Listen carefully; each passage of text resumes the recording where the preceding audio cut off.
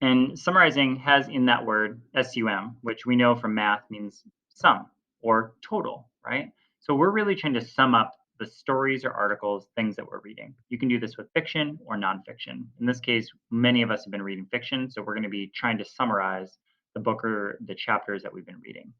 We want to tell what the whole thing was about with only the most important pieces. You don't need a lot of the teeny tiny small details.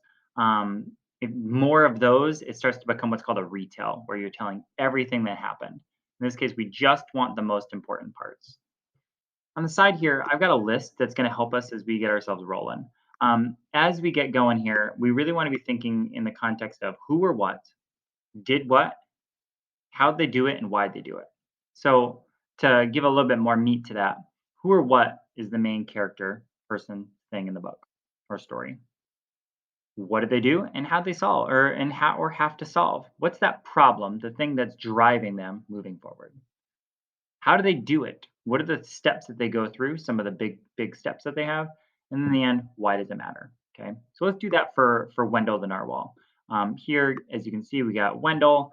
He's a narwhal, looks kind of like a big old whale. He's got that they call them the unicorn of the sea because he's got that one tusk.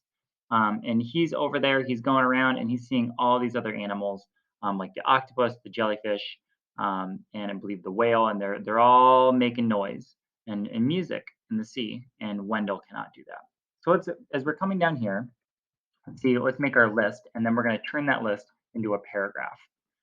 So who or what? So we got Wendell, the narwhal, the jellyfish, we have the octopus, and other sea creatures.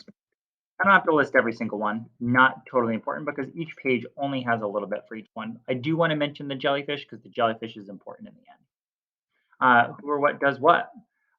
Wendell can't make music. Can't make music like other sea creatures. I might want to give an example of that when I do my summary here. How do they solve it? He goes to other sea creatures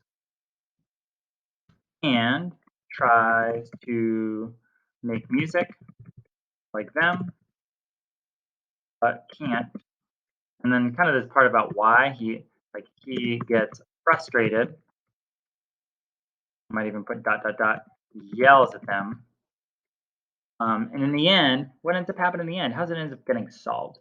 In a summary, you do want to give that part in the end where the problem does get solved. You're not worried about spoiling it for somebody. This is not like a movie trailer or a book trailer. You're really trying to summarize so that somebody knows that you saw or read all of it. In this part, the jellyfish asks him to be the conductor, uh, and Wendell has a unique talent with his tusk. I come down here in the end, and I'm going to put all of these things here into a paragraph. As I'm summarizing, I want to start with what it is that I'm reading in that first part, which are my main characters. I want to introduce them right off the bat.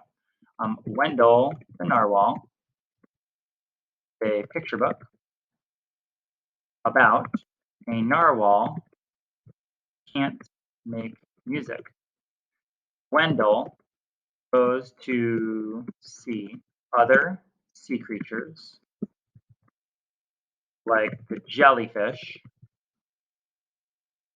octopus, and the whale. They all make different sounds,